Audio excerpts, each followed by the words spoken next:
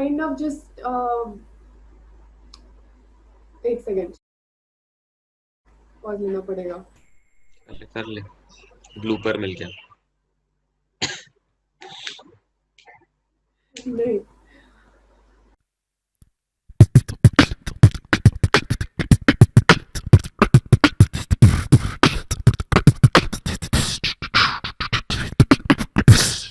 And welcome to another episode of Bring a Smile Presents TV Time with a Smile. Now, today we will be discussing about ambition, which is very important for everyone and becomes a very important aspect of the adolescent life as well. So today, before going in, we want to thank you all for giving this wonderful response that you've given to the first episode, lovers. The second episode, we will be discussing about people who were very ambitious on the screen. Now, today, before we start with the episode, we want to, or the characters, we wanted to discuss a little bit about self. So Mahima will be here telling us a little bit about the concept of self so that everyone understands why we are discussing ambition.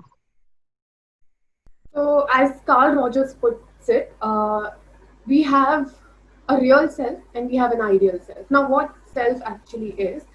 Self is two things. One, our own perceptions about ourselves, and second, what others think of us. So, the real self is our perception and our beliefs of the person that we are right now, and the ideal self is the person that we want to be, or a person that we look up to, and later in life we want to see ourselves like that. So that is the ideal self. Now, where does this ideal self come from? This ideal self is usually we see people who have influenced us. It can be people around us, people from our family, or but majorly it comes from the characters that we see on TV or in movies. And usually these characters that we get influenced by so easily, that we look up to, are overachieving or over ambitious, competitive, determined, because these characters, they give us hope that yes, if they can do it, then we can do it too.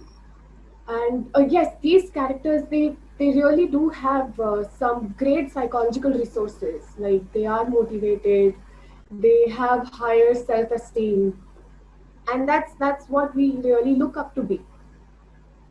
But along with these positive psychological resources, they also have some negative downsides of their personality, and yes, they do suffer consequences because of it. And probably we are going to talk about both the positive and the negative aspects of a character today. Exactly, Mahima. That is exactly why we are going to discuss the ambition part of a person's personality today. And we will be taking up a few characters from our beloved shows and movie. And we will be discussing, or we will be breaking down how their ambition was keeping a balance or not keeping a balance with their real self to their ideal self. And every character, they have their different graph or trajectory that has been portrayed on the screen when it comes to their ideal self that they want to achieve, and the development of their character according to that particular real self. Because their real self, it gets developed. It is a dynamic process, and once we start growing in a character on a TV show, or in a movie, we see that the character grows and their level of ambition, uh, it goes up or it goes down depending on how the character has been written down. Now, to start off with this episode and the first character, we've taken a character which actually justifies the explanation that I just gave.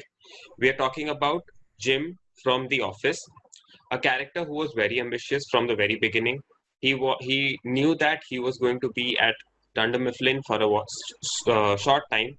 He wants to do something big, and whenever that opportunity is going to come, he will take it up. And the thing that happened is that his ambitions, they fluctuated, just like any normal person's real self fluctuates, depending on the commitment that he or she makes. Now, what we need to understand here is that he knew that he is committing to Pam, which made a very long term commitment. And that meant that the relationship that they're going to have and the career trajectory or the career objectives that he's going to have will be now also dependent on Pam, and Pam is now a part of that entire career trajectory. And why we were talking about Jim and his ambitions is that he wanted to pursue what he wanted, something big, and he always thought of Pam when he went into that. He understood that his ambitions were now also a part of Pam's life, and whatever he does for his career is going to have an impact. Now, this is a very good thing, which is something that we should get influenced by, or we should get inspired to do in our own lives. We need to understand that whenever something like that comes in, and if you are independent, you are not in a relationship, or you're not people are not dependent on you for their life as well, that time you can do whatever you want. That is most of the young people, teenagers or young adults nowadays. You people have the opportunity to uh, explore and discover what you want to do, and there won't be any codependent repercussions to that. But once you grow, and at a certain age you get into a relationship, or you have a commitment towards other people as well, at that point of time your ambitions should also have a consideration tick box or check box for other people who are involved in your lives. This is something that we need to learn from Jim. Speaking of a codependent relationship, a character that comes to mind who kind of sabotaged the relationship through the course of the series, and it was seen not once but multiple times, was Lily from How I Met Your Mother. Now, we have seen a lot of people with ambition. They tend to sabotage their personal lives, their relationships. But yeah, that's a problem that everyone faces in real life as well. But for Lily, she had already created a great life that both of them were very proud of. They created a great home. They were living really happily. But as soon as she got an opportunity, she went for it without thinking of the emotional toll that she put her partner under, and also eventually she'll also get exhausted because of it. Also, it has been observed throughout the series that she has been manipulative. She had wanted to change people around her rather than just trying to maybe little bit change her own self. So yeah, changing people to suit your own needs, that's not a great thing to do. It does affect other people, it does affect you, and also it is not taking you towards the ideal self that we talked about. And this incongruency between the ideal and the real self, it really creates a lot of problems. It makes you look upon yourself like you've not achieved enough, like uh, there is a sense of low self-esteem. And also, like, these all things, they predispose us to having anxiety, to developing panic. So yeah, that's Lily. Exactly. To add on to that, the panic and anxiety that is being brought upon, it goes for both the people or any number of people that are depending on you. Now, Lily here wanted to put her life or love life or her family into the backseat to achieve her ambitions.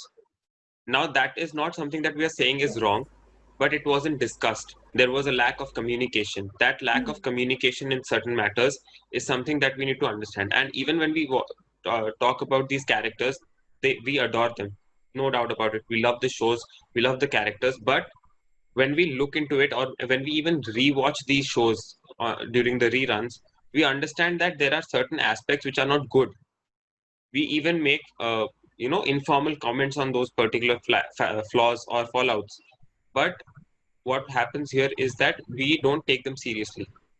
The bigger picture still remains that they are adorable characters. So people think that we should be Marshall Lily, but they don't think that Yeah, because they are Marshall and really Lily great are couples. still flawed couples. They are adorable, but they are still flawed, and no one is going to deny that. So that the part that they are flawed is should become a reality check rather than just an informal comment that you need to work upon, that you should learn from the mistakes that other people have made, that is on screen, because these are not real lives. These are something that have been portrayed by professional actors. So this is something we need to consider when we look at these flawed characters, that okay, if this is wrong, we can do the opposite way and it might turn out right or better. Talking about the characters turning out right and better, or having a growth in their personality with while keeping their ambitions intact, we're going to the next character, that is Amy Santiago from Brooklyn Nine-Nine, a character that we've seen grow through the last few seasons. And from the very beginning, she was an ambitious person. She was very career oriented. She knew her 5-year, 10-year goals were set, and she never wanted to amend them. And she didn't. But what she did was she took up her ambitions and she put it in a way. She created a communication. When Jake and Amy got together, she knew that now two people are involved in her career, because first of all, she was dating someone from her workplace, so which also impacted the relationships dynamic, her own personality, and how she's supposed to behave with a partner who is a partner in both the professional manner as well as in a personal life. So Amy's character is okay. We can keep a few flaws together. She was over passionate. She wanted to achieve what she wants at any cost. That is what we've seen from the first season. She was ready to seek validation regardless of what people thought. She always wanted to be validated. She wanted to receive a feedback, a positive feedback on that matter, about what she has done. She even wanted her positive image to be reflected upon her boss or her superior, which is something that we know as being a sycophant. She wanted to keep herself in front of it so that her boss is aware that she is right there for all or any need that her boss might have for any other upcoming cases. As a detective, she wanted to become a lieutenant and then a captain, and she wanted that to happen only because of her good name in the entire department. So to keep that, she always was a little bit inclined. She wanted to create a father-daughter relationship with uh, Captain Holt. So that is something that is again wrong. You shouldn't. You should work hard. You should be ambitious, just like Amy, but you shouldn't go out of the way to make yourself visible, because if you are doing a good job, it will show up. And what happens is that the work environment around you becomes a little disturbed, and there is an imbalance of professionalism when it comes when you turn a little validation seeking, or you become a little more like a sycophant. So that is something that we need to avoid, because as adolescents, right now we're going to give you guys this insight that when we get out of high school and we get into colleges, we experience a lot of this sometimes, and not deliberately, but we do try to seek validation from people, because this is an entirely new world. The social stigma revolving around it is completely different from what we've had till school. So we want to fit in properly, and when we do that, sometimes we go out of hand and we need to keep a check. So always, as a person, when you are talking about your ambitions, your life goals, you need to have a time to time reality check. You have to keep a check of what you've achieved, what you haven't, what you are doing right, what you are doing wrong. Once you do this introspection, it becomes a little more clearer of how you should pursue things, and about things that you need to pursue, and how much ambition and how much uh,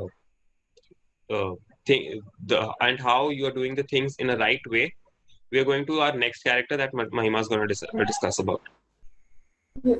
Actually, maybe adding on to the fact that going out of way, it's very easy to get influenced by these characters, and if you've noticed, like the influencing the ambitious characters, they're always shown to be a little bit shrewd. They are a little rude.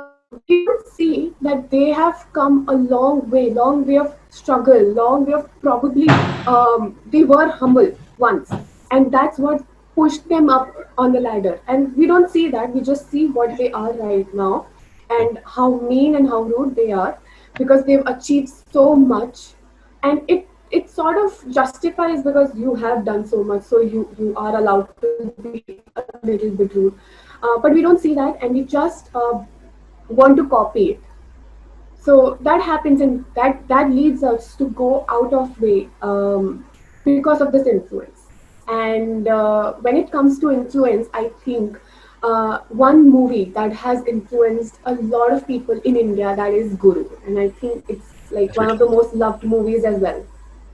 So Guru Kant Desai comes from a village uh, where he's taught to be content with whatever he has. He comes from a humble background, but he has bigger plans for himself. He wants greater things. He's too ambitious to just to be satisfied with what he has. And so in the beginning of the movie, we see that he can do anything to get closer to his ambitions.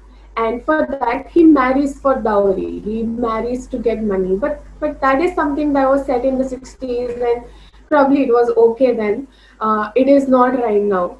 Um, but yeah, so through this through this through the course of the movie, we see that because of his motivation, because of his great physical drive, he gets unprecedented success. And uh, and then then he just loses his humility. He is not afraid of anything. He thinks if nothing has happened yet because of what the way things work here, then why should we change how things work here? And that is corruption. So it leads him to corruption, to being corrupt. Guru is a great example of a man's can-do spirit. It's reflective of ambition, of determination. But then also movies like these, they remind us that we got to be humble, because being rude, being being apathetic, it is not going to get us anywhere. Yeah. So, to add one more point is that Guru Kant Desai was a character that never meant wrong for anyone. He just wanted to make profits while nobody else gets a loss. Nobody else should suffer is what his motto was, and that is what made him pursue his ambition or his ambitious drive without a sense of guilt or reluctance. So that is again what we talk about is that when you think that you're doing the right thing, you again need to have a reality check about if it's actually right, if it's following the norms of life, whether it's social or personal, if it's being illegal or legal. Things like that need to be considered all the time because again, he got married in the 50s just for dowry. That is something that will not work through today. So we need to consider that when these movies and these influential characters are seen on screen, they should be only taken in for their positive aspects. So when we watch a movie, we need to take some time and analyze the characters that we've seen instead of just enjoying it and leaving it, because that leaves an impression that we can do that instead of should we do that. Okay? And talking about people who had this determination of we can do that or I can do that, we are going to our last character, another very beloved movie character from something that every adolescent has adored for their entire childhood and adolescence and till date are doing it. We're talking about Hermione Granger from the Harry Potter series. And talking about Hermione, we left her for the last part is because her trajectory is something you can actually get influence from and we won't mind. Because she knew that she was out of place. She was a muggle born who was selected for a school of witchcraft. And she knew that if she is out of place, she has to work a little harder to fit in properly. For an 11-year-old to understand that is a big deal. So she sent in all her efforts. She was thoroughly getting into the books or following the textbook protocols that need to be done in the wizarding world. And it was her character that we saw. The ambition remained constant throughout the time. But what changed was her approach towards other things as well. It wasn't just textbook, textbook, textbook at the height. It was textbook, friendship, fighting for the right, everything that we see today. What actually is today considered as the woke culture is actually something that we've seen from the 80s and from the 90s in Hermione.